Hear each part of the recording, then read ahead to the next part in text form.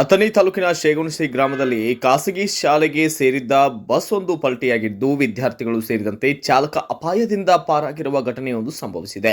ಸೋಮವಾರ ಬೆಳಗಿನ ಜಾವ ಅಂದರೆ ಇಂದು ನಡೆದಿದ್ದು, ಚಾಲಕ ಹಾಗೂ ನಿರ್ವಾಹಕ ಸೇರಿದಂತೆ 10 ವಿದ್ಯಾರ್ಥಿಗಳು ಬಸ್ನಲ್ಲಿದ್ದರಂತೆ. ಅದೃಷ್ಟವಶಾತ್ ಬಸ್ ಉರುಳಿ ಬಿದ್ದರೂ ಯಾವುದೇ ಹಾನಿ ಸಂಭವಿಸಿಲ್ಲ.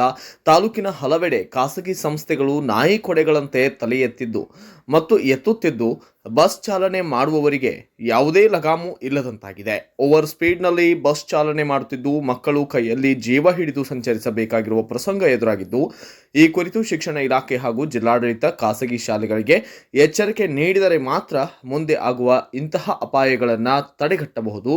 ಪದೇ ಪದೇ ಈ ರೀತಿಯ ಘಟನೆಗಳು ಬೆಳಗಾವಿ ಜಿಲ್ಲೆಯಲ್ಲಿ ನಡೆಯುತ್ತಿರುವುದು ಹೊಸದಲ್ಲ ಎಂಬಂತಾಗಿದೆ. Bureau report Santosh Patil, SP7 Kannada news, Chikkodi.